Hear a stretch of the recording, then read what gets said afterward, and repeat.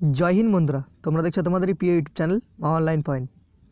তো যেমন তোমরা থাম্বনেলটি দেখেছো ডাব্লিউবি ফুড এসআই নতুন নিয়োগ, বয়স, যোগ্যতা, বেতন, শূন্যপদের সংখ্যা কিন্তু তোমাদের 700, অনলাইনে আবেদনের তারিখ, এবার ভর্তি প্রক্রিয়া কেমন হবে সমস্ত কিছু এই ভিডিওতে থাকছে। দেখে ভালো লাগলে একটা লাইক করে দিও, প্রচুর পরিমাণে বন্ধুদের মাঝে শেয়ার করে দিও। তো চলো বিস্তারিত ভিডিওদের দিকে যাওয়া যাক। তোমরা অন স্ক্রিন এখন দেখতে পাচ্ছ WBPSC food SI recruitment 2021 post vacancy details WBPSC food SI recruitment. তো তোমরা জানো ফুড এসআইয়ের কিন্তু রিক্রুটমেন্টটা করে থাকে West Bengal public service commission, ঠিক আছে। তো তোমাদের যে রিক্রুটমেন্ট বোর্ড সেটা হচ্ছে তোমাদের ওয়েস্ট বেঙ্গল পাবলিক সার্ভিস কমিশনের দ্বারা তোমাদের রিক্রুটমেন্টটা হয়ে থাকে। শূন্যপদের সংখ্যা তোমাদের 700 জন বেরোবে। যোগ্যতা তোমাদের সিম্পলি মাধ্যমিক পাস লাগবে, কোনো রকম মানে তোমাদের পার্সেন্টেজ লাগে না। তো পিএসসি যে ফুড এসআইয়ের যে তোমাদের এজ লিমিট দেখতে পাচ্ছ, তো তোমরা দেখতে পাচ্ছ এজ অন 01/01/2021 অনুযায়ী তোমাদের জেনারেল ক্ষেত্রে 18 থেকে 40 বছর, ওবিসি ক্যান্ডিডেটদের ক্ষেত্রে 18 থেকে 43 বছর, এসসি এসটি ক্যান্ডিডেটদের ক্ষেত্রে 18 থেকে 45 বছর হতে হবে।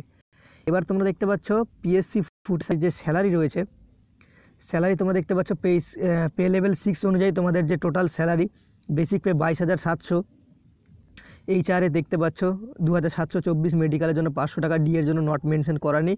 তো তোমাদের টোটাল এখানে বেতন দাঁড়ায় হচ্ছে 25,924 টাকা। তো তোমরা 26,000 ধরতে পারো। এখন তোমাদের বৃদ্ধি একটু পেয়েছে, ঠিক আছে।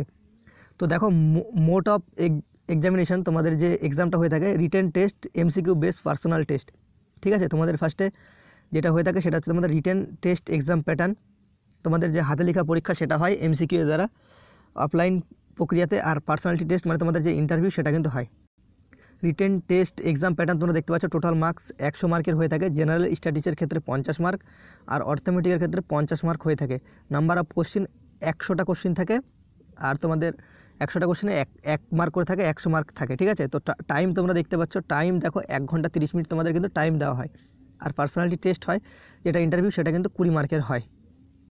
তো ফুড এসআইয়ের যে সিলেবাসটা রয়েছে সেই ফুড এসআইয়ের সিলেবাসটা তোমরা দেখতে পাচ্ছ, the examination will be consent of only one paper, general study, matter of common experience including everyday science, current events to and problems with special reference to India, elementary knowledge of Indian history and Indian geography। তোমাদের general knowledge থেকে 50 mark হয়ে থাকে, আর অর্থোমেটিক মানে তোমাদের অঙ্ক থেকে কিন্তু 50 মার্কের হয়ে থাকে।